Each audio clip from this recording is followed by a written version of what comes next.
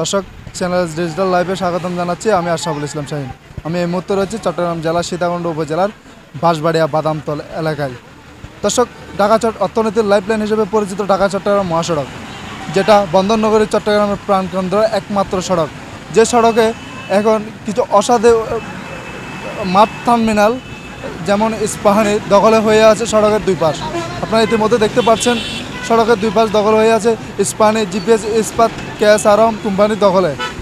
প্রিয় দর্শক, আপনাদেরকে একটু দেখানোর চেষ্টা করি সীতাকুণ্ড এলাকায় যে সকল স্কুল মাদ্রাসা কলেজ রয়েছে শিক্ষার্থীরা এখানে ওনারা মনে করেন পার্কিং চার্জ দিতে 60 টাকা করে, ওনাদের পর্যাপ্ত পরিমাণ পার্কিং নেই, ওনারা কোনো ব্যবস্থা নাই কোনোর জন্য ওনার কোনো সিকিউরিটি গুরুত্ব দিতেছে না।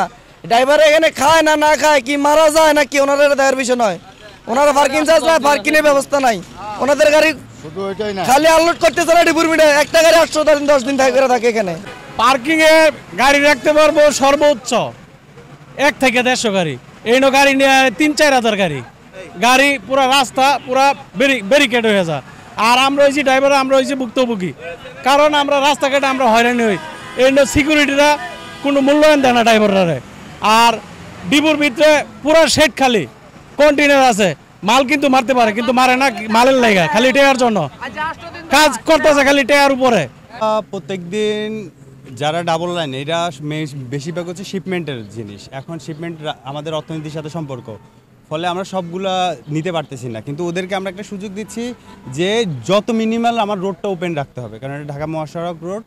আমরা যে মানতেছে না তার বিরুদ্ধে আমরা রেকারিং করতেছি মামলা।